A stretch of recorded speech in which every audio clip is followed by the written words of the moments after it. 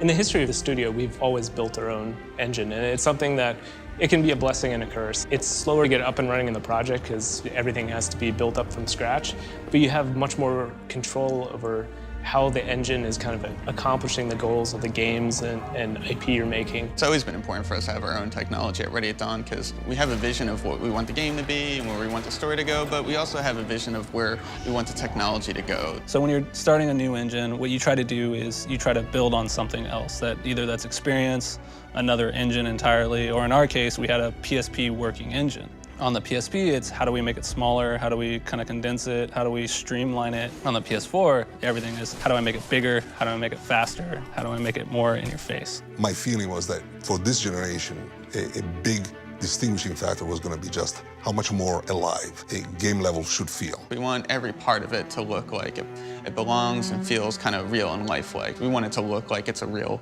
living, breathing environment, and there's a lot of parts to that. Whether it's smoke, things blowing in the wind, everything that is moving in the game interacts volumetrically and correctly with the air in the environment. When our characters are standing there and the wind is blowing and you get the coat flapping in a physically correct manner, whether you even understand why it looks better than you've seen before, it just registers, The player doesn't know why, but it looks better. It looks more realistic. It's taken a lot of time and a lot of effort, but we've started to get, really realistic movement to the cloth. You see how they move, you see how they behave, you see how they feel, how they respond to light differently.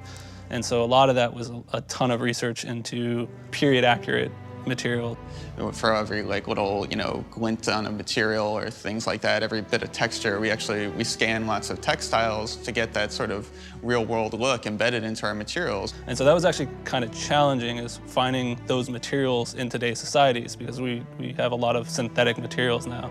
Using a 3D scanning process, we took reams and reams of these kind of historically accurate textiles and digitized them down to sub-millimeter precision, which just has all the imperfections and also artistry that is really hard to kind of simulate from scratch. We actually have specialized cloth shading technology to make it look right and sit well in the scene and make it so that when you see it, it just looks like cloth and it doesn't look like a plastic tarp wrapped around a guy. We really put a huge investment in terms of our material model and the lighting that reveals it. Those two things really go hand in hand. I think over the last 5 years, the industry, both movie industry and the gaming industry, has kind of transitioned into a more physically accurate lighting model. So game lighting tends to be very kind of forward diffuse lighting versus kind of glancing and getting the variation in wetness, in sheen, in material properties. So instead of having full-on direct lights that just illuminate the full face of a character,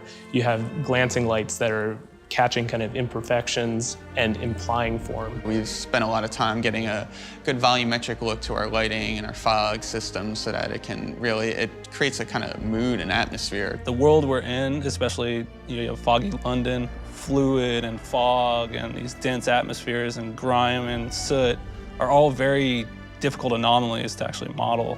Even London today, the fog is a common element. But if you look at the Industrial Revolution, it's like you had fog and you had booming industry, you had soot, you had pollution. It was almost like another character in our world. Yeah, I think in the past, games kind of used fogs to clip out draw distances because they couldn't render as much, and so they bring the fog plane in, and maybe on PCs, if you had a really boss video card, you could crank that dial back up and you could see further and further. And now we're using it to accent the world and some of the players to really get the life and the feeling of everything there. It gives it this kind of living, breathing, immersive quality that actually gives more depth to the world because it's so integral to making the characters and world feel cohesive and of that place and time. When there's a certain tone in the story, a lot of it doesn't just come from what the characters say or even just from the actors and their motion capture. A lot of it comes from the environment. It comes from the lighting and sort of the atmosphere.